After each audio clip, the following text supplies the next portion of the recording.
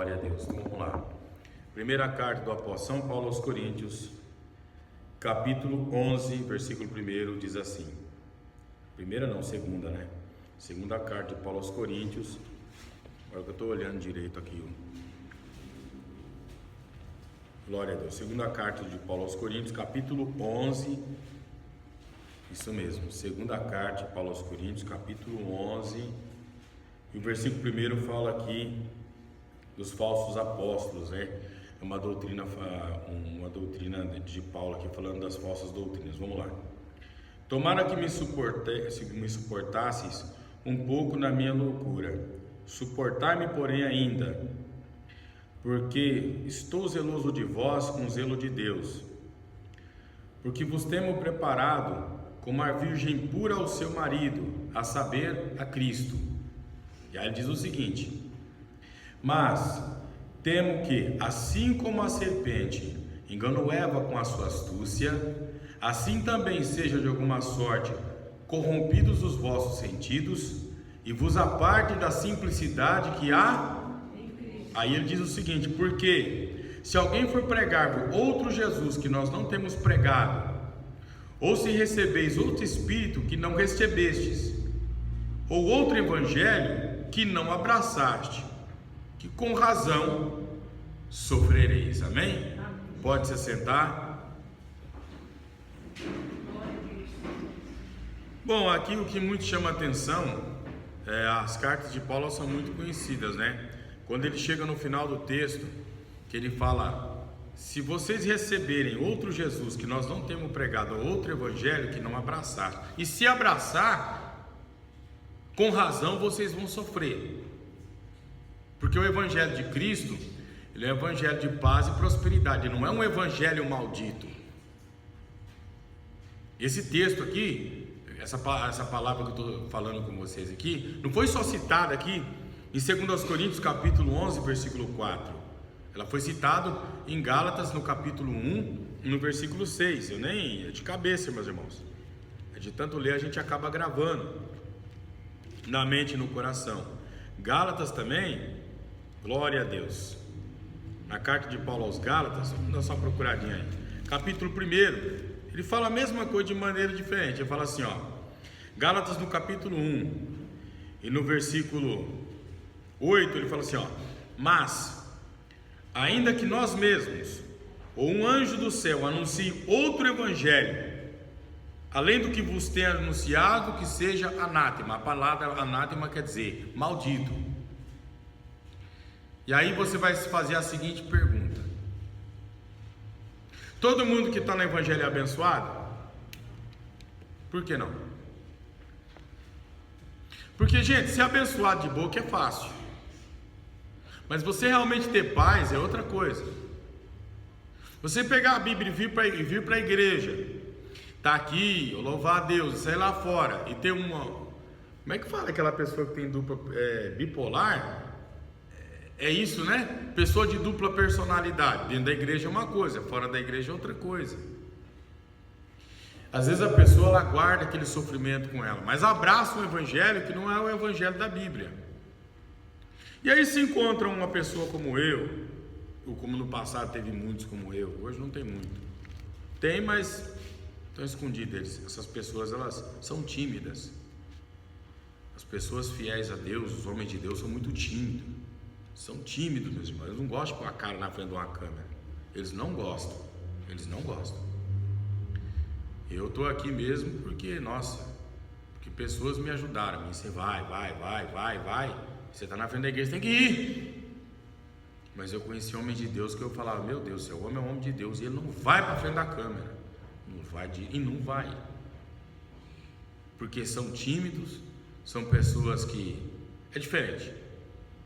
O próprio Elias, né, quando ele falou: ó Deus, só sobrou eu. Ele falou: não, como você tem 7.000 que eu escondi. Talvez Elias foi separado para aquela tal função, porque talvez ele não tinha aquela timidez que os outros profetas tinham, mas eram homens de Deus tanto como Elias. Glória a Jesus. E o que mais me chama a atenção, quando Paulo fala aqui na sua carta, ele fala: se você abraça um outro evangelho, o que é um outro evangelho? é um evangelho que não está na Bíblia, que não confere com a Escritura. E aí ele começa o texto em 2 Coríntios capítulo 11, dizendo o seguinte, agora você vai entender o capítulo 11. 2 Coríntios capítulo 11 ele fala assim, ó, tomara que me suporteis um pouco na minha loucura. O povo chamava Paulo de louco. De tanto ler a Bíblia, falar, nossa, esse homem só cita capítulo e versículo da Bíblia, já está ficando até chato, ele não é meio doido, não. Não é. É que ele pegava os textos e fazia teologia sistemática, ele fazia comparação. E ele começava a descobrir dentro dos textos outros textos que diziam a mesma coisa e chegava a um discernimento muito profundo de uma realidade espiritual que poucas pessoas enxergam. Você pode prestar que nem todo mundo prega da mesma forma, nem todo mundo tem a mesma preocupação com a pregação. Eu tenho. Por que eu faço uma análise de um texto que Paulo leu e de outro texto e outro livro que ele escreveu a mesma coisa e vou para o Velho Testamento e leio sobre a mesma coisa? Por que eu busco a fonte primária da onde saiu os textos que Paulo falou e pensou? Porque eu não quero ser enganado pelo diabo. E ele fala assim, igreja, me suporta na minha loucura. 11:2, porque sou zeloso de vós com o zelo de Deus. Quer dizer, às vezes o pastor tem um zelo com a igreja em ficar aqui com a Bíblia. Gente, abre no capítulo tal, no versículo tal, Paulo falou a mesma coisa. Igual eu acabei de falar com vocês agora. O que eu acabei de falar com vocês? Lá em 1 Coríntios, né? Lá em Gálatas capítulo 1, versículo 8, Paulo falou que não pode abraçar um evangelho diferente. Aqui em 2 Coríntios capítulo 11, versículo 4, Paulo falou que se abraçar um evangelho diferente do que foi anunciado, do que ele pregou, vocês vão sofrer. No versículo 10 de Gálatas 1:10, ele fala assim, mesmo que um anjo desça do céu, anuncie outro evangelho que tenha pregado, seja maldito. Persuado eu agora a homens ou a Deus? Então aí, meus irmãos, eu sei que não tem muito isso hoje. Aqui, quem trouxe a Bíblia? Levanta para o céu, só para mim ver. Levanta bem alto. Quem trouxe a Bíblia para o céu e quem não trouxe? O irmão não pode, né, irmão? Eu sei que você não pode, é abençoado. O pai da Renata, né? A vista tá ruim, tá sem óculos, né, irmão? Mas o certo do crente é trazer para a igreja a Bíblia. O saudoso Oliveira, eu não conhecia ele, né? Aí os irmãos falaram assim, o presbítero Oliveira vai vir aí. Vamos lá, né? E eu cheguei com a minha Bíblia, tinha esse tamanho aqui, o tamanho do celular, pequenininha assim, pega assim. Tinha uma vergonha de pegar a Bíblia para a igreja. Aí o Oliveira de cara falou assim, quem trouxe a Bíblia, levanta a mão. Quem trouxe a Bíblia? Muito pequena essa Bíblia, hein? E você que não trouxe a Bíblia, veio fazer o que aqui na igreja? Rapaz, mas que pergunta desconcertante. Eu pensei comigo, nossa, mas ele está falando assim, se você veio para a igreja sem trazer a Bíblia, você vai vir fazer o que aqui? Ele falou, você veio aqui para aprender. Eu falei, vixe, eu já tomei uma lavada de cara. Eu falei, tem que aprender o que é o evangelho. E ele tinha razão, porque ele estava sendo zeloso comigo, e eu estou sendo zeloso com vocês. Só que às vezes você, por ser zeloso com a igreja, a pessoa fala assim, nossa, que homem chato, insuportável, tudo é pecado, tudo não pode, tudo é isso, tudo é aquilo, não pode nada naquela igreja. Não pode nada, não pode pegar, não pode fazer nada. Ainda bem que o diabo também não pode entrar. Onde pode muita coisa também, o capeta entra ele e os companheiros. Amém? E aí ele continua, porque sou zeloso de vós com o zelo de Deus, porque vos tenho preparado como a virgem pura ao seu marido, a saber, a Cristo. Então Paulo tratava a igreja como se fosse a própria mulher dele, apesar de Paulo ser solteiro. Paulo falou assim, que tomara que todo homem fosse como eu, que não tocasse em mulher. Mas cada um tem de Deus o seu próprio dom. Mas Paulo, ele sabia que a mulher tinha que ser pura. E a pureza na Bíblia que eu estou falando é a da pureza espiritual. Então Paulo tratava a igreja de Cristo como a noiva, como se fosse uma filha dele que fosse para casar. Não, você tem que ser pura, você tem que ser limpa, você não pode se contaminar. Então a igreja, vocês que são a igreja, nós que somos a noiva do Cordeiro, eu tenho essa consciência, e eu não posso fugir disso. Você fala assim, nossa, o pastor às vezes pega um pouco pesadão. Não é isso, é porque eu tenho que apresentar vocês com pureza diante de Deus. Eu não posso deixar vocês como noiva se contaminar. Espiritualmente falando, Tiago, que também foi um dos líderes da igreja, ele falou, mas falou de forma diferente. Tiago falou assim, lá em Tiago capítulo 4, no versículo 4, Tiago falou assim: adúlteros e adúlteras, não sabeis vós que a amizade do mundo é inimizade contra Deus? Ele não está falando no sentido material, está falando no sentido espiritual. Adúlteros e adúlteras, não sabeis vós que a amizade, então Paulo está falando, o próprio Tiago está falando que a amizade da igreja com o mundo é traição. A amizade da igreja com o mundo é inimizade contra Deus. Glória a Deus. Portanto, qualquer que quiser ser amigo do mundo, constitui-se o quê? É a mesma coisa você ter um marido, você ter um homem dentro de casa, e você ficar sabendo que ele está saindo com outra mulher. Você vai ficar mansa? Vai ficar tranquila, irmã? Tranquilinha? Se pegar a tua mulher saindo com outro homem, o que você faz com ela? Dá cada quebra-pau, hein? Dá cada arranca-rabo, hein? Se for uma mulher meio braba, ela espera o homem chegar em casa e cata a faca. Vixe, aí o trem vira bagunça, hein? Não, você não viu nada não. Ela quer matar o homem, quer matar todo mundo e vira furiosa de ciúme, sem vergonha. Ele está compreendendo, sabe? Às vezes o homem não está nem fazendo nada, ele é até certinho, mas às vezes ele nem falou nada, às vezes ele só se vestiu bem. A mulher dá uma olhada nele e fala: onde você vai desse jeito aí, ô rapaz? Às vezes a mulher, é verdade, o ciúme. Deus tem de nós ciúme. Então Paulo tinha ciúme da igreja. Paulo não queria que a igreja se contaminasse com o mundo. E quantas vezes eu já li esse texto aqui dentro da igreja, hein, meus irmãos? Então, se contaminar com o mundo é a mesma coisa de traição contra Deus, de adulterar contra Deus. Lá em João, Epístola do Evangelho de São João, no capítulo 2, no versículo 15, ele fala assim: não ameis o mundo, nem o que no mundo há, porque tudo que há no mundo, a concupiscência da carne, que está dentro do coração, a concupiscência dos olhos, a soberba da vida, não é do Pai, mas é do mundo. Então o próprio Deus, meus irmãos, Ele olha para nós, Ele olha para a igreja como? No coração da igreja. Quando Deus olha para você, Ele olha no teu coração. É verdade. A mulher, ela sabe quando o homem está com coisa errada. O homem sabe quando a mulher dele está com coisa errada, porque ele olha na face da pessoa. É verdade. Olha na face da pessoa e já está vendo o coração. Pela fala da pessoa, ele já percebe a intenção. A mesma coisa é Deus com a igreja. Por que o pastor sempre tem que levar a igreja na palavra? Porque a palavra mexe com o coração da igreja. Talvez a pessoa está querendo ter um contato com o mundo, está querendo ser um adúltero, uma adúltera. Quer dizer, a pessoa que está querendo ter amizade com o mundo, como noiva de Cristo, está querendo ter contato com as coisas de Satanás, está querendo ser ludibriada pelo diabo. Então o pastor, ele vem com a palavra, às vezes, repreendendo.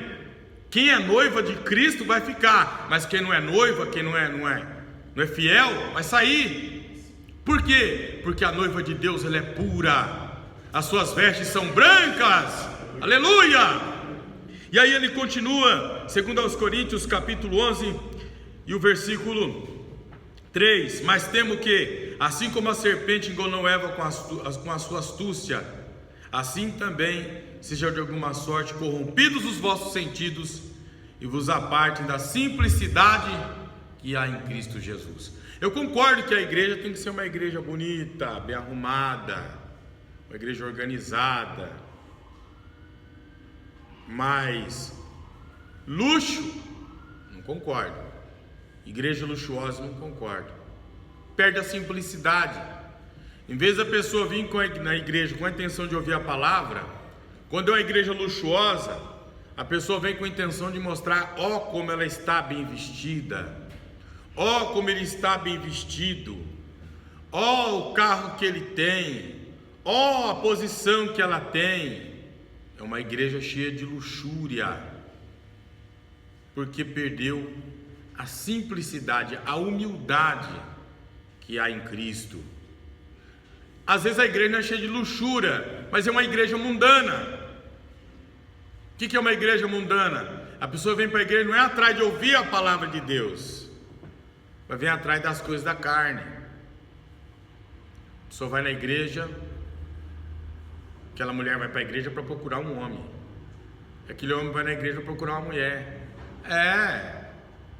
Mas já é casado, mas não está nem aí. E vai lá procurar uma irmã, um irmão. Por isso que hoje em dia você escuta muita traição, muita coisa errada, porque se perdeu o foco. Então essa parte que Paulo fala, a serpente enganou Eva, ela enganou Eva, e incitou Eva contra Deus, porque a serpente disse o seguinte, ela falou, serpente, é o seguinte, se a gente comer do fruto que está aí, a gente vai conhecer a morte. Então a serpente disse para Eva, vocês não vão morrer, vocês serão como Deus. Então ela, com a curiosidade de conhecer, tocou no fruto proibido. O problema é a curiosidade. A curiosidade mata. A curiosidade pelo pecado mata. Falo isso principalmente para os crentes já velhos de igreja. Faz muito tempo que saiu do mundo, faz muito tempo que parou de pecar, e aí o diabo fica pondo na mente do coração da pessoa desejo pelas coisas do mundo. Tem muito crente assim dentro da igreja, meus irmãos. A pessoa faz muito tempo que está servindo a Deus, faz muito tempo que sabe o que não é pecar, agora virou uma criança. Quem já viu aquelas mulheres que depois de casada passou muitos anos, ela quer ser jovem, ela quer voltar a ter 16 anos, ela voltar a estar na flor da idade. Ela quer ter o fogo que ela não tem. O fogo que o crente tem que ter está no altar. Levíticos, meus irmãos, no capítulo 6 ele fala que o fogo arderá no altar continuamente e não se apagará. O fogo do Espírito Santo ninguém quer ter, mas o fogo da carne, esses estão cheios. E aí a gente vê, meus irmãos, que as coisas de Deus perdeu a sinceridade, as coisas de Deus perdeu a honestidade. Gente sem caráter, sem moral, sem vergonha na cara, sem brilho, sem responsabilidade com as coisas sagradas, achando que o inferno não existe. Satanás foi no Éden tentar Eva, porque ele sabia que era a criação de Deus, e ele não tinha o direito que Adão e Eva iam adquirir um dia, e nós também vamos adquirir, que é o direito de morar no céu com Jesus. E a igreja, a noiva do Cordeiro, vai encontrar com Cristo, e vai encontrar com Cristo como? Com a roupa suja? Com as vestes, em vez de estar branca, está suja. O pecado para Deus é como adultério, é como traição. Todo aquele que se constitui amigo do mundo é inimigo de Deus. Deus trata o homem, a mulher que serve a Ele, que comete pecado, como traição. Você gosta de ser traída, minha irmã? Você gosta de ser traído, meu irmão? Você fica furioso. Então muitos Deus trata eles como inimigo. Em vez de ter bênção, tem maldição na vida. Por quê? Porque tem contato com as coisas de Satanás, tem contato com as coisas do mundo, e ainda praticando escondido acha que Deus não sabe. Assiste filme pornográfico, entra dentro do banheiro, se masturba. O quê? Vocês estão sabendo de nada. O celular, ele foi feito para adorar a Deus. A televisão é do diabo, depende, é um instrumento de comunicação, pode ser usado para adorar a Deus e para a salvação de vidas, mas nem todo mundo usa para isso. E é por isso que Jesus, há mais de 2000 anos atrás, já dizia: se o teu pé direito te escandaliza, é melhor que você corta. Entra coxo na eternidade do que com os dois pés para o fogo do inferno. Se o teu dedo te escandaliza, e o que você mais usa no celular é o dedo para digitar, para buscar coisas que não interessam. Glória a Deus! Para ver coisas que não convém, para ver cenas de imoralidade no seu quarto escondido, achando que Deus não sabe. Se o seu dedo te escandaliza, se a tua mão te escandaliza, corta ela fora. É melhor entrar no céu sem um dos membros do corpo do que com os membros do corpo inteiro para o fogo do inferno. Os olhos são a candeia do corpo. Se os olhos estão em treva, todo o corpo é treva. Quando Deus olha num crente, Ele olha para o profundo da alma e enxerga as suas imaginações. Deus enxerga os pensamentos do teu coração. Deus sabe que dentro da sua mente você mais deseja. Aleluia! A pessoa que ela quer ter contato com o mundo, ela já imagina o mundo. A pessoa, quando ela quer trair, ela já se imagina com outro homem, com outra vida. O homem que já quer trair, ele fica imaginando-se com outra pessoa. Glória a Deus. Por isso que ele fala: lembra onde tu caístes. Esses pensamentos que fazem a tua alma tropeçar. Esses pensamentos que fazem a tua alma andar calambeando. Esses pensamentos que você está aceitando dentro do seu coração, que são setas de Satanás, são maçãs podres que o diabo deu para você comer. Mas aqui ainda existe um homem zeloso por esta palavra. Glória a Deus. Meus irmãos, não tenha medo de ser homem de Deus, não tenha medo de ser criticado. O importante é o que Deus acha de você. Talvez você está preocupado, fala: mas as pessoas vão achar isso de mim. Aí eu te pergunto: o que Deus tem achado de você? Aleluia! Glorioso é quando é. E quando eu escuto essa palavra e vejo na Bíblia, então Deus viu graça aos olhos de Abraão. Então Deus viu Davi e achou graça aos seus olhos. Aleluia! Porque Deus fala que olha aos seus olhos e vê graça. É porque os olhos são a candeia do corpo. Então quando Deus olha aos seus olhos, Ele vê que os seus olhos não tem prostituição, não tem adultério, como está escrito ali no livro de Jó 32. Com seus olhos não cometeu adultério. Quer dizer, Ele olha nos seus olhos, Ele vê o brilho, Ele vê os pensamentos do céu.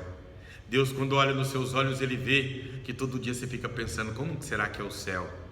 João falou que a cidade é de ouro, é de puro cristal. Como que será o portão da cidade? Diz que na entrada da porta do céu tem um anjo. Como que será esse anjo? Aleluia! Mas a irmã falou que o céu do corpo falou que viu um anjo, tinha que passar por uma porta estreita. Como que será que é esta porta? O coração daquela irmã fica meditando nas coisas sagradas. Então Deus dê graça aos seus olhos, minhas irmãs. Então você abraça um evangelho bendito e não um evangelho maldito. Recebe, minhas irmãs, o evangelho bendito de nosso Senhor e Salvador Jesus Cristo. Quem pode glorificar a Deus, glorifica. Glória a Deus. E aí eu fico assim assustado. Às vezes é até bom eu sair um pouco aqui da grande São Paulo, ficar longe. Rapaz do céu, parece que onde tem bastante gente, onde abundou o pecado, superabundou a graça, né? É verdade. Rapaz, então que eu saio daqui de São Paulo, estou reservado, começo a ter visão de olho aberto. Chega aqui, o trem tá feio, hein? É muito pecado. Irmãos, para encerrar, o segredo dos dons: separado. Deus quer você separado. Deus quer você separada. É sério em tudo na sua vida. A noiva antes de casar, ela é separada, ela não mora com ninguém, ela mora com a mãe. O corpo dela é puro, é separado do mundo. É para o marido dela, é para o preparado dela, para o noivo dela. A mente e o coração da noiva, da moça que vai casar, ela só pensa no namorado, que é Cristo. Espero que muitas noivas casem,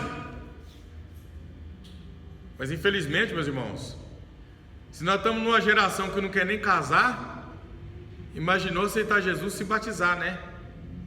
Porque na verdade tem gente que fala assim: uma só fé, um só Deus, um só batismo. Não é essa palavra que eu estou pregando, é só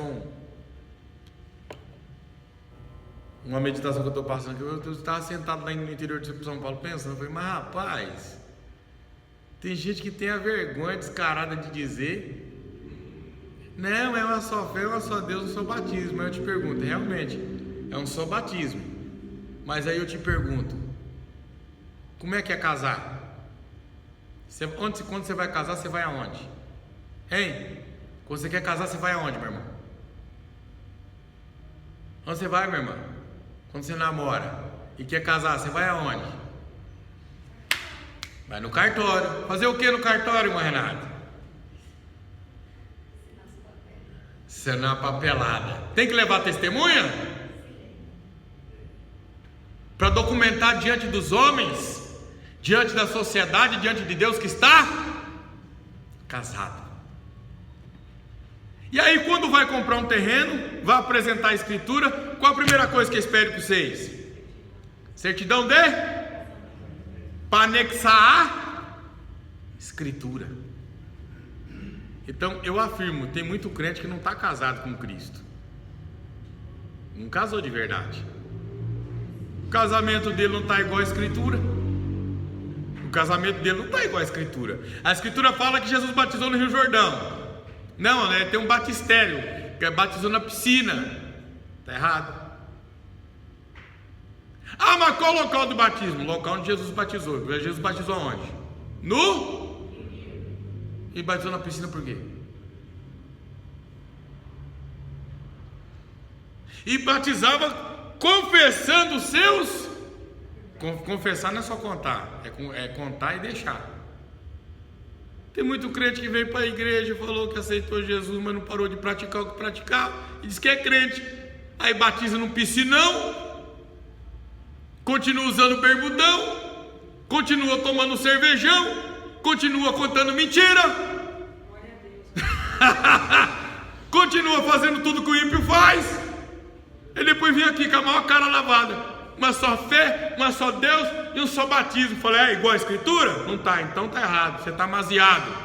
E não é nem com Cristo, é com o diabo. Porque quem está com Cristo, meus irmãos, ele está conforme a escritura sagrada, aleluia. Ah, pastor, você está pegando pesado. Eu estou falando a verdade. Porque quando você for escriturar a tua casa, que não, eu quero a escritura. Eu não vou dar não sei quantos mil numa casa sem ver escritura. E você acha que para o céu é como? Você acha que você vai entrar no céu sem passar pela escritura? Filho, aqui não, ó. Se estiver fora daqui, você não entra. Quem pode receber, glorifica a Deus com as mãos.